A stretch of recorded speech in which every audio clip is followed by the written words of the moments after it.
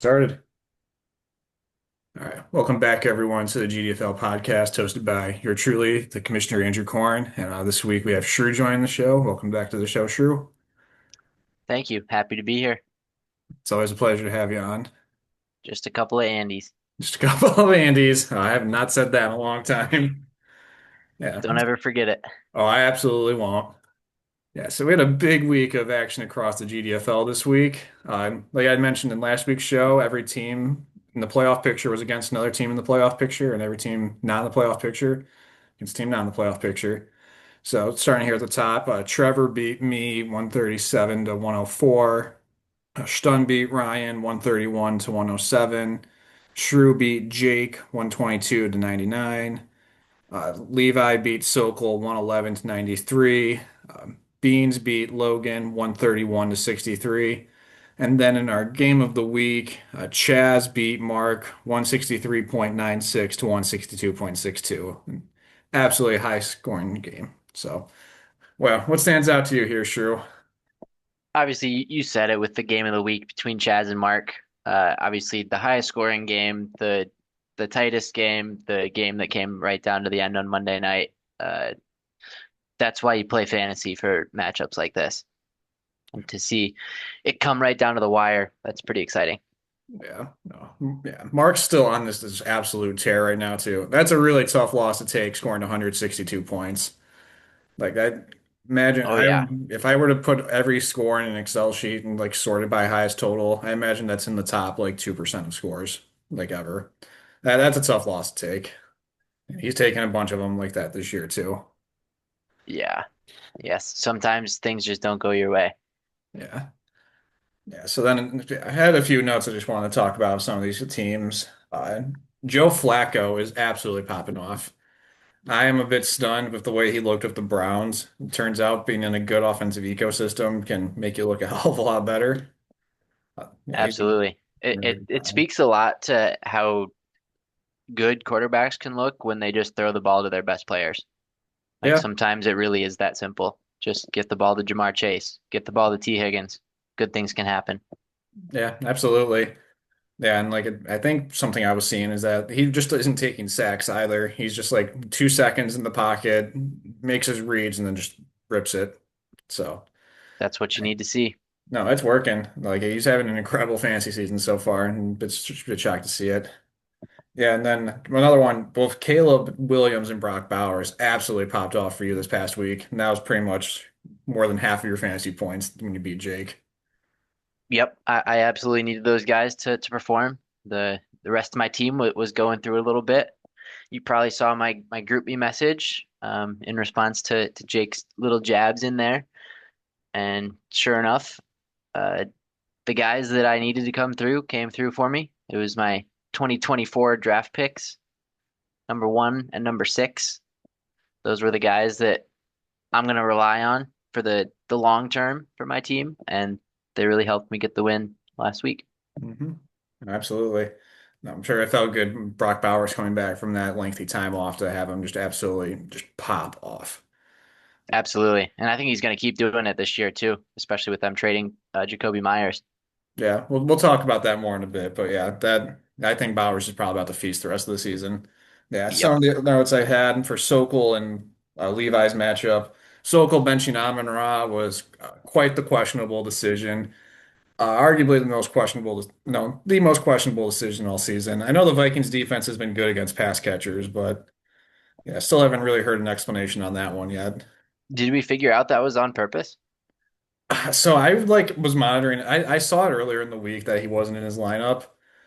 And then, like the day of the game, like I noticed I think he had both Travion and Etienne on his bench, and he put them both in the lineup, but didn't put in Hmm. Amon-Ra. So I'm Interesting. not really sure what happened there, because like that was one where I was just like looking like how is Levi projected to win, and I was just like looking all week, and then it's like okay, well Sokol now put in some of those guys, but didn't put in Amon-Ra for whatever reason. Hmm. Yeah, Yeah, I guess Henderson and ETN are defensible starts, but yeah, there's just a lot of receivers on Sokol's team that I would have played Amon-Ra over. So all of them. yeah, all of them. Yes. There's like. five players in the league, period, I'd start over Amon-Ra, like at receiver and running back combined, probably. Maybe it's closer to 10, but it's a small list, and Sokol doesn't have all 10 of those players. Yep. Yeah, and the other one I want to call out, Jacoby Brissett and Torrey Horton balled out for Levi too.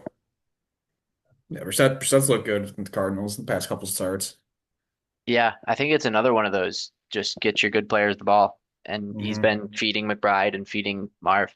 Yeah, absolutely. Yeah, I think he's just been a better fit for their offense too. Just because I've watched a decent amount of Cardinals games over the past few years, and just like whatever the like, current offense is just like a lot of it's just like playing within structure and then like throws over the middle. Where Kyler's like best when he's like rolling out, and they really weren't having him do anything like that. With I think is it Petzing's their offensive coordinator, I think. Just like whatever like schematic fit, just like I feel like the way Kyler succeeds is those rollout passes, scrambling, and they just like haven't really been operating like that within the last couple of years. So I'm not too shocked to see Brissett just feeding Marvin Bride. Yeah, I held Brissett on my fantasy team, I think since the startup until I traded him to you in the preseason here. I've always thought he's been pretty solid. So it's not too surprising to me to see him show out a little bit when he's getting the opportunity. Yeah, I mean he definitely could be one of those quarterbacks that just like when there's like a top 30, he could be around 30.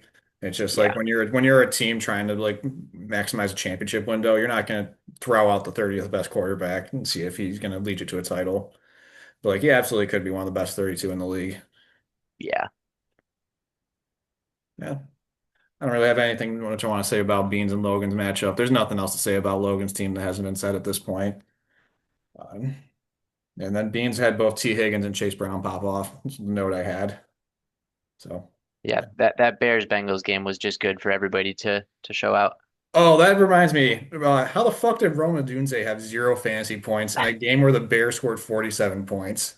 That was one thing I'd written down that just baffled me when I was looking through this this morning, putting this Yeah, together. the dichotomy from his first, what was it 3 or 4 weeks of the year and the remainder of the weeks, it's kind of shocking how he just fell off from where he started. Yeah, I mean, again, like I talked about it several times. Like he just like scored like 5 or 6 touchdowns those first 4 weeks, and then he just hasn't been scoring those touchdowns since. So I'm Well, he's not. not even getting catches now. Yeah, yeah, they're funneling to their other pass catchers now, I suppose. Yeah. I was in Denver last weekend for the games, and I went to like this rooftop bar, just not even knowing that what it was going to be like. And then it turns out that it was a Bears bar. So they were playing the Bears Bengals game on half the TVs and the Broncos Texans game on the other half of TVs. But the bartenders were all wearing Chicago Bears shirts, and like I said, this was in Denver, so it was super strange. And the Bears kept scoring field goals, touchdowns, whatever, and they kept playing the Bears fight song, which I've heard too many times in my life. That's really funny that you just happened to stumble across a Bears bar while being in Denver. Yeah. That's really funny. What are the odds? Apparently pretty high. So, yeah. Quick look at the standings. So now Stun is at the top at 8-1. Chaz is in sole possession of second at 7-2. Ryan and I are in third and fourth at 6-3. Trevor and Levi are fifth and sixth at 5-4. Uh, Mark and Beans are both 4-5. Jake and Sokol are both 3-6. Shrew, you're 2-7, and then Logan's 1-8. I am just not realizing this. Like our standings are completely inverted. Like there's same amount, like either teams 8-1, teams 1-8. It's pretty nifty, I suppose. Uh, Biggest thing that's A standing out fun to me little is quirk. yeah, fun little quirk. Mark being 4-5, despite being 1 point away from Stun's max or just total points for, and then Mark's also the highest max points for by about 200 here. Pretty unlucky season for Mark, it seems. His points against isn't even like that outrageously high, like compared to some of these teams either. Like it's lower than yours, Logan's, Sokol's, Jake's. It's a weird season for him. Indeed. Yeah. Yeah. Yeah, I'm really curious to see how the back half of the playoff race is going to sit this year. I mean, me personally, I've got a couple. rooting interests. Like I have Trevor's first round pick, so it would be great if Trevor dropped down a little bit. And I guess on the flip side of that, Levi is actually pretty low in max points for. So I really hope that he makes the playoffs so that I can lock in that number two pick instead of maybe having to uh, pick three or four. Hmm. Yeah, that's definitely gonna be an interesting one to follow. Is the next like I can't believe there's only 5 weeks left for the regular season. I feel like it's flown by, but yeah, that'll definitely be interesting to watch. I gotta believe that Mark's making the playoffs. Another team that's like again we talked about with Ryan's team. We'll talk about Jane Daniels' injury later. But yeah, Ryan not having Burrow or Daniels, and then Hampton's been out. Just like it's amazing that he's 6-3. Like I wonder if he might free fall a little bit. It's one that I'm keeping a close eye on too. For sure. And then, yeah, looking at the draft order, so we had a pretty big shakeup this past week as the draft order starts to solidify a little bit. So right now, Logan's at one, you would be at two, Shrew, Sokol at three, Beans at four, Jake at five, Levi at six with Mark's pick, Logan at seven with Levi's pick. You'd then have the eighth pick from Trevor, Ryan nine, I'm 10, Chaz 11, and Beans is 12. So yeah, going back to what you just said, yeah, your rooting interests are Levi making the playoffs Definitely. and then Trevor missing the playoffs. So yeah, Yep. imagine we'll see how that all shakes out for you by the end of the year. Yeah, I've got a matchup with Trevor this week, so I have the opportunity to t take things into my own hands. Yeah, fuck yeah, love to hear that. Good thing trying out Davis Mills there to lead you to glory. I I never claimed my team was good. I just said I had a shot. Yeah, there's always a shot. I mean, you never know. I got Bowers and Caleb. What more do I need? Yeah, and you could always lose to a team like Logan's too, and you never know what can happen any given week. That's right. Amen. So yeah, bunch of trades that I've gone through since the last podcast. So this first one's what you did with Levi, where you received Marvin Mims in a 26 second, and then you sent away Tyrone Tracy. So yeah, you want to talk about that one at all? Yeah, when I drafted Tracy last year, I thought I might have struck a little bit of gold, and then this year with them drafting Scadaboo, like I thought I was still going to be in good shape, and then Scadaboo just really sort of took over with that, and then of course him getting hurt, I really saw as an opportunity to capitalize on Tracy. So I drafted him for a fourth, and really I was just mostly trying to get back the second, and then Levi was willing to throw in Mims to get the deal done, and I absolutely took it. Um, like j just the second was what I was hoping for, and then a few people were offering seconds and ended up getting Mims in there to make it happen. Yeah. It's crazy is Tyrone Tracy like didn't even I mean And I then he think he played started poorly. yeah, played Yeah. poorly in Singletary and to play more of those snaps, which really shocked me. Yeah, Because like that was huge also. all of last season, like I mean Tracy took over from Singletary around like week 5 or 6, I want to say, when he like really started to take over. And even like this season, like I dropped Devin Singletary, I mean it happened to be the week Scatabo broke his fucking leg. But it's like he had played like 2 snaps a game, like maybe getting one carry. And I was just like, well, he's this third string 28-year-old running back. It's an okay offense, but I was just like, I feel like I can just let him go because even if like he's 2 injuries away from being prominent. But yeah, I don't know. That might end up being more of an annoying headache with Tracy and Singletary there than initially seen. So, yeah, great Yeah. move. Gain of seconds, great. I mean, like you said, you took him with the fork to sold him for a second. It always feels good to just like have that little bit of profit. So hmm Yeah, and Sokol's second this year is predicting to be pretty high in the second round too. So obviously there's a lot to be determined still, but hopefully that can be pretty early in the round.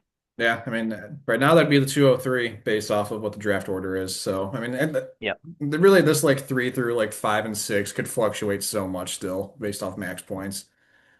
There's nothing that's set in stone yet. But yeah, we'll have to see. The second round and subsequent rounds are based on record. Is that right? Or is it No, it's all still the draft order is always going to be it's max points for non-playoff okay? and then playoff finish for the playoff teams. Gotcha. Yep. Yeah, so then the next trade that happened, I think this happened a couple hours later on Friday. It might have been Thursday. I don't really remember. Uh, I received Alec Pierce from Chaz for a 2026 third. So I'll talk through this one a little bit. I texted pretty much everyone in the league and looked at everyone's bench. and was just like sending offers for players on benches. And then Chaz was pretty much the first one to get back to me and accepted it. Yeah, at least with Alec Pierce. I mean, I was actually looking at it earlier today. He's 12th in the league in receiving yards per game right now, which really surprised me when I was looking at that.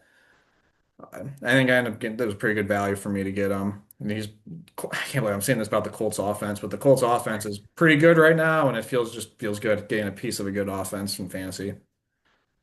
Yeah, I in all of my leagues this year, I don't have any piece of anybody on the Colts offense, so I have not really been following them too closely. But when I saw this trade come through, I obviously looked and saw what Pierce has been doing, and it's a decent piece. Like he could really help your team here down the stretch. Yeah, I mean, I'm starting him for the foreseeable future. Like I said, Yep. I was really needed a warm body in my starting lineup last week. And I started Jalen Noel, knowing that he might not play a ton. And then I think And then the you only did. other option I had on my team was like Tyler Goodson. I think everyone else was on a bye or injured. So I was literally about to just like pick up a player off of receiver off of waivers and just like hope for the best. Like I think the one I was looking at was Mac Hollins. I was just like, well, maybe this Drake May Mac Hollins stack gets me some fantasy points. Oof. But yeah. Yeah, ended up with Pierce, and then he had ended up having 13 targets. So, I mean, even if it's just a 1 week for me, I'll be fine with that. The For price I sure. paid. Yeah. Next one is Levi receiving Dallas Goedert in exchange for a 2026 second. So Levi's kind of neglected the tight end position for years. This is his first time like really investing into it. I mean, he's been starting Chigakonkwo pretty much every week all season. And then yeah, didn't realize the season Goddard was happening until I looked at it. I want to say he was averaging like 12 points a game. It's just like I feel like that's a pretty reasonable price to pay for a player who's been that good. Yeah, agreed. Um, yeah, I got one of my own tight ends that I would like to sell for a second as well, but I don't know if I'm gonna quite get that like he did. Hmm. Yeah, Beans also had a Rondé Gadsden and Loveland on his team too, so I imagine it made it pretty easy to sell someone like Goddard because he has his tight ends of the future, and he's not. I mean, Beans still could make the playoffs, but definitely was expendable. Yep. Yeah, good. I think it's a good move for both of them, like for TLDR. Hmm. And then lastly, I was this today or yesterday. These are all blurring together. Sokol sent away Marcus Mariota a week after acquiring him in exchange for Sam Howell and a 2028 third. So this is pretty much the exact same trade that I had made with him last week, where I received Dobbs and a 26 third, and he sent him away for another backup quarterback and a 28 third. Yeah, I think that's Sokol waving the white flag a little bit. I know he put some players on the trade block earlier this week. And then, yeah, I mean, I'd offered Mariota to Ryan several times throughout the year, just never got anything done. And then now, well, Ryan has him now. Got his backup quarterback. He's Yeah, probably going to start for the foreseeable future. not every trade has to be facilitated through you or Levi. We can make trades with others. Oh, I know. I'm not saying that. It's just like it's just funny how that's just like how it happens. Just like I know not every trade goes through me or Levi. If we were to look at like if I were to look all time and see how much one of us was in one or the other, I'm guessing it's close to 90% of trades have either me or Levi. And a lot of them are us trading with each other too. Oh Um, yeah. yeah, I mean, Sokol and Ryan are both pretty high on that list too of teams who've made trades. So yeah, I like it for both of them. I mean, Sokol gets some draft capital back. Who knows? Maybe Sam Howell gets a spot start at some point. And then yeah, Ryan gets the piecemeal as quarterback rooms until either of them come back if they do this season. Yeah. I mean, he's just gotta tread water a little bit and see if he can make anything stick. Mark Hmm. Mariota's actually been pretty solid when he's been playing. Um, I guess in his 3 games that he played fully, it's 20 points, 16 points, 11 points. So two of those are at least very startable fantasy options. Oh, absolutely, yeah. Like he absolutely could still be fantasy viable. Like any quarterback that runs it a little bit. Like even if you're a bad backup quarterback, like bad passer. Like if he gets in with a rushing touchdown, that makes up for pretty much any bad passing performance. Agreed. Yeah, so then look ahead at this week's slate. So I'm against Stun. As you mentioned, you're against Trevor. Sokol is against Logan. Levi is against Chaz. Beans is against Ryan. And then Mark is against Jake. So then any matchups stand out to you here? I'm still looking at my matchup with Trevor, honestly. A little bit self-centered of me, but I do think it's pretty big in at least my outlook going into the offseason. Hmm. Yeah, absolutely. Like I said, if you win and like you can get Trevor out of the playoff picture a little bit, that'd be absolutely huge for you to end up with the top, like a guaranteed top six pick instead of Trevor's falling anywhere from 7 to 12. So really, Yep, anyone gets into the playoffs, and anything can happen. for sure. Yeah, again, I'm more of a self-centered view. My matchup of Stun, I mean, I think Stun's going to be a pretty clear lock for a bye here. But for me to like maintain my position as like potentially fighting for a bye, it's kind of a bit of a must-win for me. I also play Stun the last week of the season too, so that'll be also Mm. be another big one for playoff positioning. Oh yeah, And then yeah, there's another yeah, Levi and Chaz is another pretty big one. Again, for Chaz for potentially fighting for the one seed or staying alive for a bye. Big matchup with Levi's. Levi also tries to stay in the playoff picture. And then, yeah, no Beans and Ryan's, and then always a fun battle of the brothers. Yeah, Beans might be a bit of a frisky team here sneaking into the playoff picture. Both those teams have pretty low projections. I don't know how accurate that's going to end up being, but yeah. I mean, Beans was putting some of his players on the trade block earlier. Did he ever end up making any trades, or was that just he traded Sutton away to Stun. that's right, that's right. But yeah, he still has Lamar. Uh, I mean, from what I know, Yeah. like Beans got a pretty good offer for Lamar that he had turned down. Um, Any and then spoilers? You gonna share it or I might tell you offline. I don't want to just like throw out everyone's secrets, but all right, all right. What's the point of the podcast then? yeah. Well, I'm just gonna say I think Beans was silly for rejecting it. Oh, that's Okay. all I'll say. I don't know how much better of an offer he was gonna get.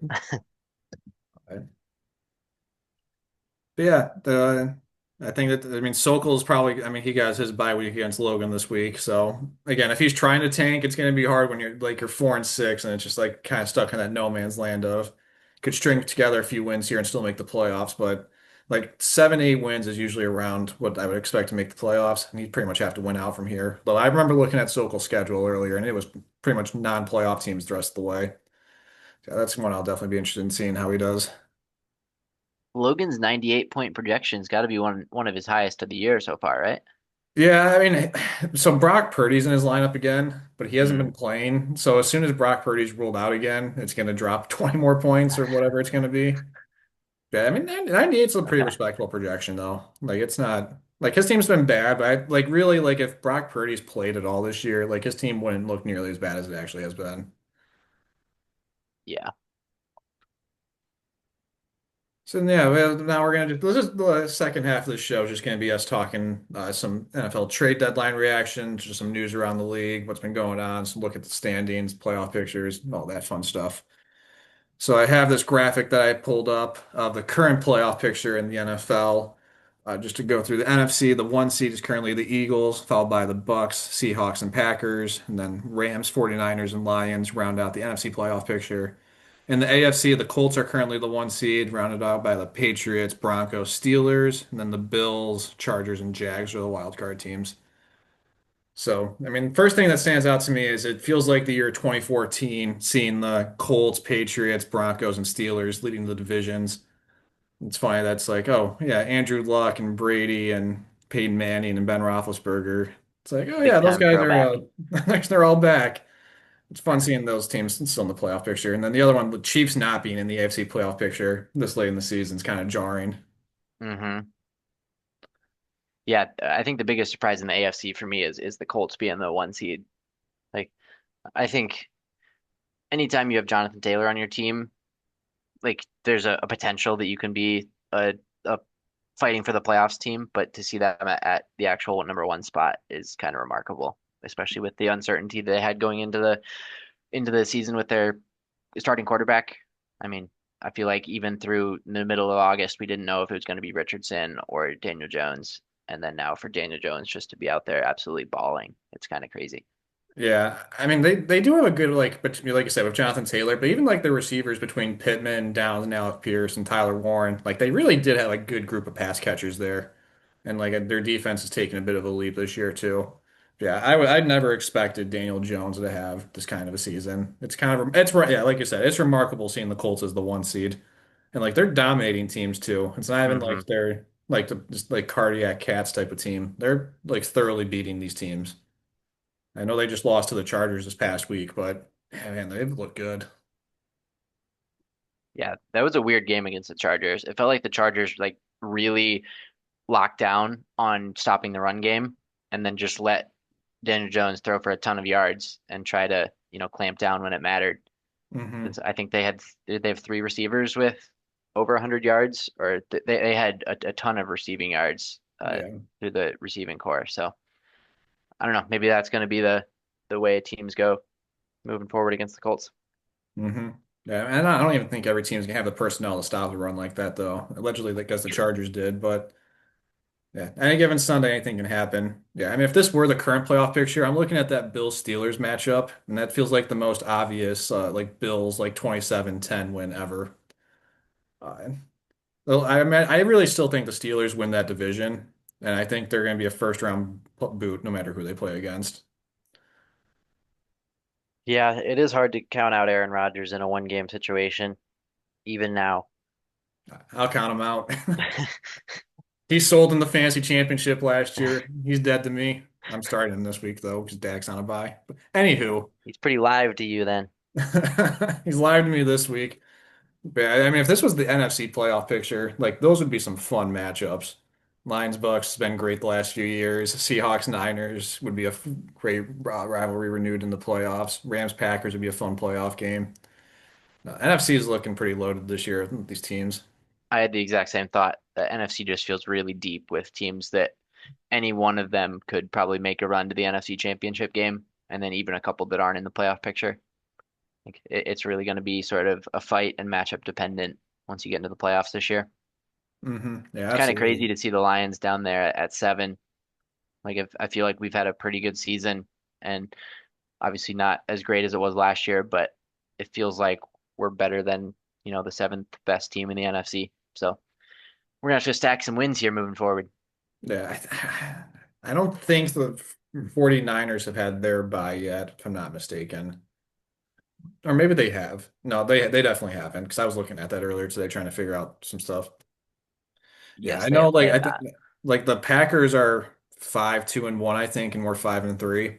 So I mean that's one game away from just it being flipped. But yeah, I know the Seahawks I think are 6-2. Yeah, Bucks I think are 6-2. Eagles are 6-2. Like this could all change. Like I mean the Lions are 5-3, and I mean that's one game's the difference between the 7 and the 1 seed right now. This could all flip on its head very quickly. So for sure. hoping for the best for the boys though. Go Lions. Go Lions.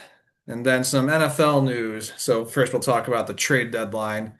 So I have the four biggest trades on here. Two of them are more fantasy relevant than the others, but the big one was Sauce Gardner to the Colts for AD Mitchell and two firsts to the Jets. I thought that was a great trade for both teams. Like the Colts have really seemed to be all in on Daniel Jones. Love to see that they're committed to it. And then AD Mitchell gets a new change of scenery after he's been kind of phased out of the offense. Because again, like we mentioned earlier, they have a ton of good pass catchers. And like I Hmm. think there's a real opportunity for him to be the number two there. Because again, they have Garrett Wilson and a whole lot of nothing else. Yes. Yeah. It's kind of interesting to see the Colts go all in sort of on this first year where they have, you know, a good record and seemingly a good team and a good quarterback. You would think that maybe they would need a little bit more proof of concept before they go trading a couple firsts, but I guess with their record, what it is this year already, their first this year is going to be a late pick. And then obviously you hope to perform as well next year as you did this year, but a little hard to tell. Yeah, and like Daniel Jones is on the equivalent or like close to what a rookie contract would be, I suppose. So I guess like for them to go and acquire a like player with a big contract like Sauce Gardner, like kind of makes sense for him if you're trying to maximize the cheap contract.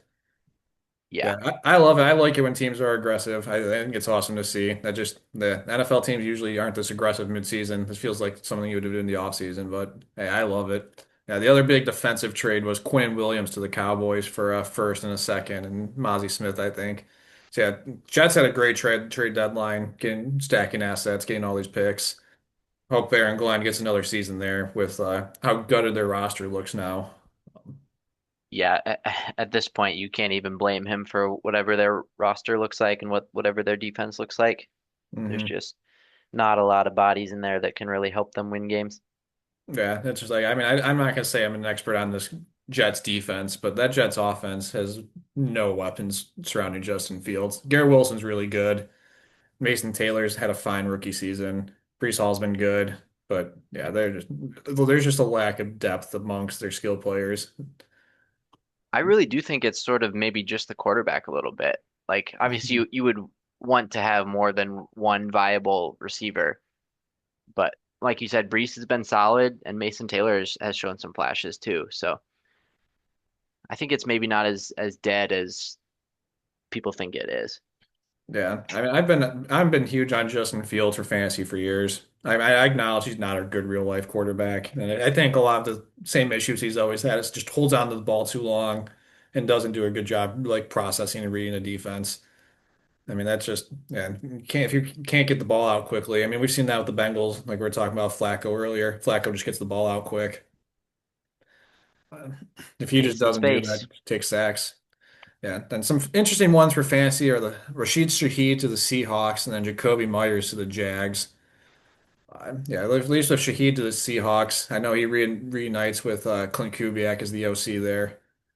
And so I mean, that makes the Seahawks offense a lot more interesting because, I mean, Cooper Kupp looks pretty washed. I mean, Torrey Horton's shown some flashes, but yeah, Shaheed being a real speedster, I think, is going to add another element to that Seahawks offense. Yeah, especially with how good JSN is in the crossers and the smaller spaces. I'll be interested to see if JSN's volume goes down. I'm guessing it probably does a little bit, but at the same time, he's still their guy, so he's should presumably still get a ton of targets. Hmm. Yeah. The other one that's really interesting is Jacoby Myers to the Jags. And I wonder if that Brian Thomas, I mean, he was kind of practicing this week, I thought. I think he's now ruled, or his projection on sleeper went to 0 when I checked earlier today. So I imagine he's going to be out. And with Travis Hunter on IR, definitely, I mean, they're in the playoff picture and had more of an immediate need at receiver. So I wonder if they're more worried about Brian Thomas long term than they've let on so far. But yeah, I thought the team that was going to get the Jacoby Myers was going to be the Patriots, just like because Hmm. he was with Josh McDaniels literally his entire career, and the Patriots feel like they have a need at receiver. That felt like the extremely obvious fit to me. So I was a bit shocked when I saw he was traded to the Jags. But oh, I also saw the Jags have like 13 draft picks. So I remember it's like, yeah, I remember like thinking like, damn, they gave up a fourth and sixth for an expiring Jacoby Myers. But seeing how many draft picks they had, it's like, oh, they actually kind of did just have to shed some of them, I'm sure. Yeah. Yeah, the Brian Thomas thing is super weird. Uh, I was have been pretty low on him this year, and then getting hurt, it's the high ankle sprain, and usually that's people are out for 4 to 6 weeks, and then they said he was gonna potentially be playing this week, and that didn't really make sense to me. So I don't really know what's gonna happen with Brian Thomas, but it seems like at least the Jags knew that they needed a little bit of help. So Hmm. I guess at that point, go get a veteran who's gonna, at least be able to catch some passes for you. Yeah. No, I'm sure. Like I remember, like their GM said, like he doesn't drop anything, which like felt like a direct shot at Brian Thomas too. Yeah, So absolutely. kind of wild to me. Yeah. So some injury news. So I'm sure a lot of us saw that Jaden Daniels injury. Somehow I'm pretty sure I saw he didn't tear any ligaments and didn't break any bones with that in like and that's just blasphemy to me with that dislocation because that looked nasty live.